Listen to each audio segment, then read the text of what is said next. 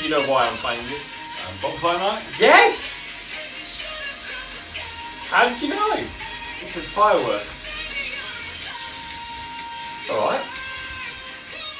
You don't exactly need to be a quiz genius to get why you're playing a song called Fireworks as we're getting close to November the 5th. Oh, whatever. Hello everybody and welcome to this week's episode of the Bourne Property Show. That's right, we are on the eve of Bonfire Night. It's actually Friday the 1st of November. Well, it's actually not Friday the 1st of November, it's actually Monday the 28th of October, but people are supposed to know it's Friday. It's Friday. Exactly. Welcome to the Bourne Property Show. Myself, Lewis, my colleague Paul. Should we get on? Let's do no that. messing about, roll VT.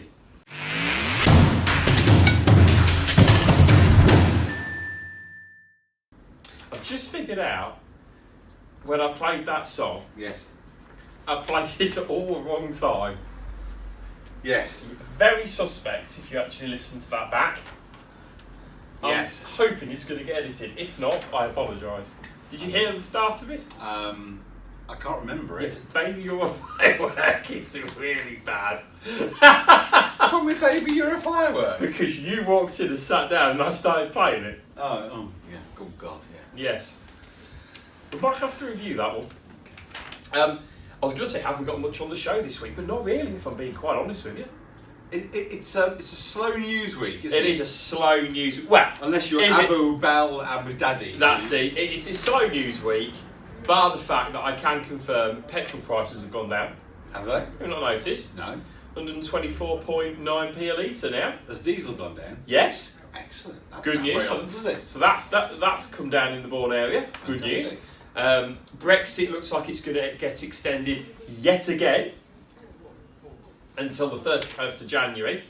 With flexibility, of course, who knows? Well, who knows? And we may even have a general election that we can vote on between the start of December and Christmas. That would be good, actually. Would it? Yes, we can get a majority of people who want Brexit, and then we will have Brexit. Excellent. I thought you were just liking the fact that on a Thursday night you can watch the election results come in until silly o'clock in the morning. I do quite like doing that. So do I, yes, Yeah. yes, so do I. Yeah. We've got a couple of bits to talk about this week. We have, joking aside, got a packed community diary because we're going to go through all the local firework displays. Because, and I'll tell you why, it came to me about 10 minutes before we did this show. Right. But so many people comment on Facebook and all the forums about where all the local fireworks displays are. So I thought I'd put all of them into one show. Good idea. It does mean you're going to have to listen to the rest of this show to get to that, Yes. or you can just fast forward it. Don't tell them that. Oh, okay. Just fast forward it. They still count on the viewing figures. By the way, if you've got a dog, or indeed a cat, there are going to be some fireworks. Happens every year. Just pre-warning you. Ah, I know where you're coming from. On that note, very quickly, shall we go on to a bit of a news article? Let's do that. Good. So, you found this information. This is being produced by Paul. Well done, Paul. Thank you. Did a little bit of homework this week. And an interesting political think tank has called Boris Johnson to follow up on his promise to scrap stamp duty on all purchases below £500,000 and labelled the levy a tax on mobility and aspiration. The comments have been reported this week, been published over the weekend, by the Centre for Policy Studies. They sound exciting people. It was a former advisor to David Cameron called Stamping Down. And it claims that the duty acts as a barrier to people living in the kinds of homes they need and having a serious impact across the economy. I would tend to agree with that. Me too. To be fair, the reports highlighted the slow rise in stamp duty since 2005. Then it was £1,500 per transaction, and it has now risen to, on average, around about £2,400 a transaction. So the report has suggested that stamp duty outright, or by raising the zero rate barrier from 125 to 500, would indeed not only strengthen the Conservatives' position within the government, but also make it easier for people to afford homes. Which is the key element. Make it easier for people to afford You've literally homes. sorted out all of the problems. Well, it wasn't my idea, to be fair. I just found the article. Oh, right. Shall we talk about something which I think is quite prominent in the market as we are today? With a certain amount of dread and trepidation, yes. Well, it's Lewis's moaning hour. Ah, excellent. Only an hour. Wow. So, there is no, actually, I'm not moaning. I think it's more the people out there that those that are buying or selling property at the moment. So if you've got a sale on your home, or you're buying your first property, or whatever, you're involved in a transaction, whatever it be. Yeah. People's biggest bugbear, the length of time it is taking for a transaction to go through. Mm-hmm. If you are experiencing this at the moment, comment below, give us your stories, and we'll read them out in next week's show. But it is taking forever. It is, yes. Absolutely forever. Yes. Now, the average transaction time when you agree a sale, on average, because it depends on the length of chain, it depends on whether people are having mortgages or not, there's so many variants, but it's safe to say the average transaction time can be anything from the perfect transaction, which is 8 weeks, perfect, that's the perfect one, through to probably 12 weeks as a mean average. I would agree, yeah. At the minute, we have got transactions which are taking an age to go through, and there's so many people which are not only our customers but other customers as well saying, what is going on in the world? And I thought I'd use this opportunity to not have a rant as such, but probably clear a few things up. I think that would be a good idea. Okay, well, it's Can you clear them up with me as well? Because Yes. I'd love to know. So, first and foremost, we've got to get across the issue of how a transaction can become delayed from the minute a sale is agreed and everyone goes, yeah, I'm happy, yeah, that's a deal done. Bring in all your bits and pieces, your ID, your proof of mortgage, everything like that. Yes. When that memorandum of sale, as we call it, gets sent out to your nominated solicitor, so your sole conveyancer, I'm going to use Shawmove, or I'm going to use X solicitor, whoever it be. Yeah. It is the obligation of the client that has said we are going to use that solicitor to make contact with their solicitor, ensure that they get instruction forms emailed across or posted out to them ASAP. They are fully filled out. They are returned literally within 3 days of you receiving them if they're coming through the post. If you can hand deliver them, even better. And when you hand deliver them, or when you are going to be sending them back, you have to arrange for original identification to be seen by your solicitor or conveyancer. It may involve you going in to see them, it may involve you sending them recorded delivery. Don't send them anything less than recorded delivery, may I add. Whatever it means to get that transaction sped up. Yeah. If you are buying on, you must provide them with a search fee, which can average anything from a couple of £100 up to £350, depending on the type of property, location, and parish or council area that you are in. So that process, which can take hours, can slow a transaction for up to 2 weeks. Yes, it can. Before we even start. Yes. It is the obligation of the clients, i.e. the sellers and the buyers, to do their part. And it is an obligation, I feel, of estate agents, ourselves, to ensure that their clients make sure they get that stuff in. Yes. Yeah, we can chase it. We can't necessarily do it for you, but we can chase you. But without any of that, nothing is starting. No. So if you believe that because a memorandum of sale has gone across to your solicitor that you've nominated, that everything's going to start, and that's it. Don't be disappointed in 2 weeks' time if you get told it isn't, and then start going, well, hang on a minute, that should be happening. We all have obligations we must fulfil within the first, I feel, very latest week of the transaction being agreed. So. Is that fair? Yeah, absolutely.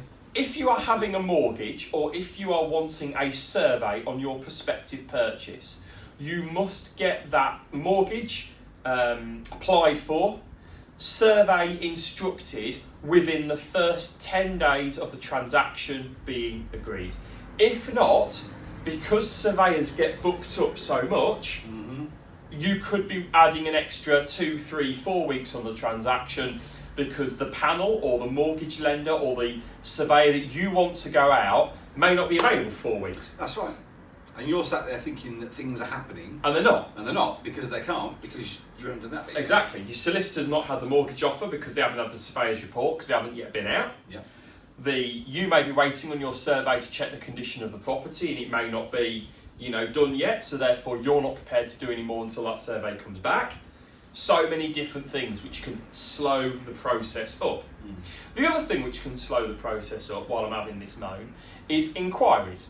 So solicitors will either email or in the main they will post out inquiries. Now if you speak to your solicitor early, get them to email the inquiries that you need to answer first through to you. Get them to email them to you. Don't get them to post them. Because again, that can take, we know what the postal service is like. You know, it's a good service, but with respect, it's not necessarily the quickest in the world. And they'll all be posted out second class. Exactly. Get them to email them, sit down one evening, ignore everybody, get them answered to the best of your knowledge and get them back as quick as you can. If you can email them back straight away, great. If you need to hand deliver them and drop them in, great. I appreciate this is not always doable. It's not an ideal world we live in. But if you can do that, it can shave another week off the process. Maybe we ought to produce a checklist that we can send out to all our vendors and buyers at the point of offer acceptance. We're doing that. To show them. We're doing that. That is in the process of being prepared. Fantastic. That is being made, a checklist. We are doing that behind the scenes. Good idea. But I thought I'd just use this opportunity to talk, because people always say, well, why are things being slowed up? The other thing that being slowed up is that solicitors and conveyancers sometimes can't, no, I've got to be very careful how I word this, don't chase other side solicitors by ringing them. Picking the phone up. Before the days of the email and the computer and the internet and dial-up and, you know, carrier pigeon or whatever, we use something called the telephone. And we pick the phone up and we said, excuse me, this isn't happening, etc, etc, etc. Why and what can be done to solve it? They like to send an email. Now, emails can be very easily ignored. Yeah, or lost. Because or never even get there. Yeah. Because 9 times out of 10, they can not be read, they may have gone to the wrong email address, there's many, many excuses. As a customer, as a seller or a buyer, ring your solicitor or conveyancer and tell them, please ring the other side, please get me answers, and set them target deadlines. Set your solicitor target deadline to get responses on different things. What we're trying to do is, we're not trying to bemoan anybody or anything, we're trying to help the customer get things through quicker and more efficiently. Absolutely. Because at the minute, things aren't. And that's what makes a sale or a purchase stressful. Stressful, exactly. As we heard from a client this morning, this is the most stressful thing we've had to deal with for a while. That's not what we ever want to hear. That's not what we ever want anyone to say. There's a lot involved in it, but it shouldn't be like that. No. And it all comes through people reacting quickly, dealing with stuff quickly, and if in doubt, push people along. Now, people have this view that ourselves as estate agents can be influential on that transaction getting to exchange and completion. The reality is this: we can be the middlemen. We are the middlemen, aren't we? We are. We can fetch and carry paperwork, needs be. Yeah. We can help and sit you down and go through the inquiries with you, and you can give us the answers and we'll get it back. We can do that. Yeah. We can act as the middle party if we need to get communication or information across. But we have no physical power when it comes to legals of being able to do anything any quicker, because we are not legal professionals, we are estate agents. No, when we get a phone call saying, well, what's my exchange date going to be? Well, out of everybody involved in that sale, we are the one that has absolutely no idea or no knowledge or no influence of when that is. Yeah. You might, your vendor might, and your solicitors will. We don't. Nothing we can do. No. All we can do is ask a question that Correct. you can ask. Yeah, correct. That's it. So I suppose what we're trying to say is here, we're not, no way, shape or form are we trying to, dodge a bullet or pass the buck or anything like that, because we're the first people to get involved. But it's really important that if you're watching this and you're entering a transaction, you're in a transaction, you're thinking of buying and selling, A, be prepared, be prompt, be thorough in your information you give back, get it back precisely, get it back concisely, and get it back with a little bit of urgency as well. Absolutely. If they ask for something, provide everything. Don't give half of it and say, I'll get the rest to you at a later date. Do it properly. Because what we can do is, together, is we can shave 3 to 4 weeks off a transaction time, which makes things less stressful. Yeah. Solicitors are telling us it's taking up to 8 weeks now for searches to come back. But if you don't get your search monies in quickly and efficiently, you're adding an extra 2, 3, 4 weeks on top of that On time top of already. the 8 weeks, yeah. So let's do what we can together to make transactions go through quicker, smoother, less stressful. I'm trying to make the world a better place. We all win then. I'm trying to make the world a better place. You are. My rant is over. Good. There we go. Hope you found that useful. Again, comment below if you see any of your stories, if you're involved in the transaction at the minute. We're not here to name and shame people, that is not what we're doing. No. But if you've got experiences, please comment below. It's nice to get those experiences, and if we can give a bit of advice, we will, won't we? Of course we will. Where we can. Shall we go into this week's property of the week? Yes. Good.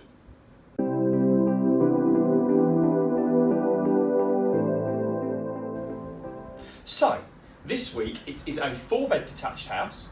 It's on Sadler Drive in Morton. It's coming to the market for offers in excess of 290,000. Yes. Have a look, see what you think.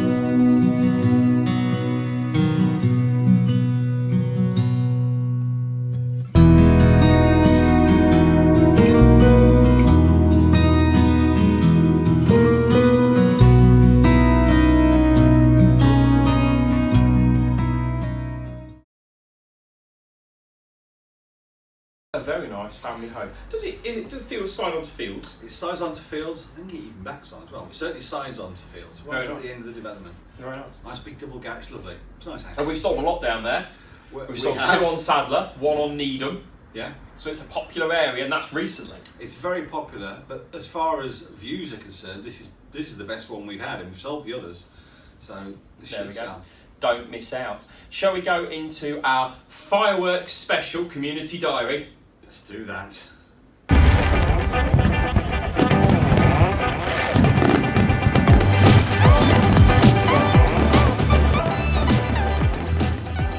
I'm really hoping that our editorial team have heard the word fireworks special community diary. Special. Yeah, that's what I'm looking for.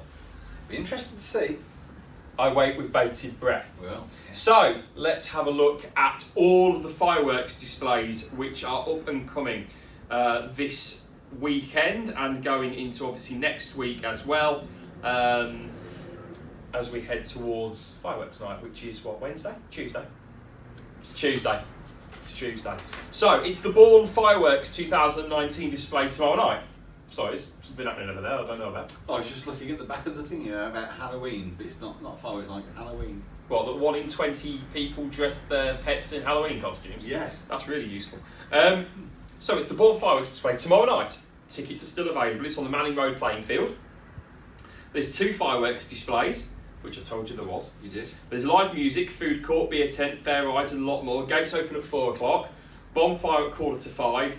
Children's firework display at 5:15. Main display at 6:30. It's £25 family ticket, £11 adult, and £4 for children. They are discounted on advanced sales. You can go to the Bourne Fireworks website, but tickets are also available from the Bourne Abbey Primary School, Elsia Park Primary School, Westfield, Greetings and Stringers Decorating Centre, I should say. You did. I said decoration, it should be decorating. Oh, okay. So there we are, Bourne Fireworks display tomorrow night. You must get down there and support that. It'll be a great display. Elsewhere though, if you're in one of the villages, tomorrow night, Manor House Field, Kirkby Underwood, there is a fireworks display. Refreshments available from 6:30. Bonfire lit at 6:45. Fireworks display from 7 o'clock. Free entry. Free. Free entry. We do like we free like entry. free entry. We do. So that's tomorrow night in Kirkby Underwood. Tonight is the Deeping Fireworks Extravaganza held by Deeping Rugby Club. Possibly Deeping's biggest fireworks display. Possibly, it says. Gates open at 5 o'clock, display starts at 7:30, so there's still time to get down there. Free parking at Deeping Leisure Centre. Tomorrow night, if you're maybe in one of the villages like yourself, south of Bourne, yes, it's the Market Deeping Bonfire and Fireworks display hosted by the Deepings Round Table. That takes place tomorrow evening, so that starts at 6 o'clock. We've got the Thirlby Bonfire and Fireworks on Lawrence Park.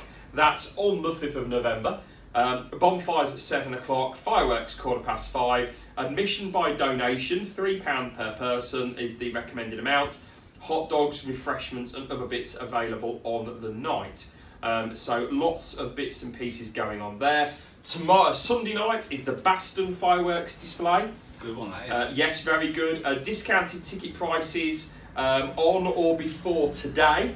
Family ticket £20, adults 8, children 3. Standard prices do go up on the if tickets are sold on tomorrow or Sunday. So that'll be a good display as well. Have I got any more that have been sent through to me? Yes, it is the Fireworks Fantasia at the East of England Arena and Event Centre in Peterborough. The doors open at 4 p.m. Tickets can be bought in advance. There's also fireworks and a film fair at Oakham Rugby Club. Tickets are £6 on the gate. So that's on as well. There's loads of different things going on. Fireworks Bonanza tomorrow night, organised by the Stamford Kiwanis at Stamford Welland Academy. I've been to that one before. Yeah. Gates will open at 5 p.m. Free parking. Admission is £5 for adults, £2 for children. Goodness me, there's so many displays. And they are the ones. I think we've got every display covered in the area. Yes, we have. Well done. Thank you. So they are all the fireworks displays in Morton, Kirkby Underwood, Baston, Thirlby, both in Deeping, Stamford, Oakham and Peterborough. There must be one display people can get to. It's got to be. There's got to be one we've missed. But anyway. Probably, and if you have missed one out, please comment below. Get involved in some. But they're the ones that are being advertised in the areas that I can find them. And quite apt this year, I think, as Fireworks Night is commemorating somebody who tried to blow up Parliament. I don't get it. There's a lot of people would quite like to blow up Oh, Parliament. right, okay, slightly controversial. I don't think I'd necessarily be saying that on a public video, but hey-ho. I'm not suggesting that you do. I was going to say, if anything goes wrong, you're the first person to be pointing the finger at as it stands right now. I'll take that. Excellent. And for those that are getting up early in the morning, good luck to England. It is the Rugby World Cup final. Yes, it is. England versus South Africa, 9 o'clock kick-off tomorrow morning. You'll be at work. I will. To be fair, I'll be at work. Yes, I am doing an appointment in the morning. So good luck to England ahead of the big Rugby World Cup final. Have a great weekend. Be safe out there if you are at your fireworks displays or you're doing your own thing with the family in the garden or whatever it be. But it's always a good weekend, fireworks weekend, and indeed the days running up to the main day itself. Have a great weekend. We'll be back next week. Have a great week. Have a good week.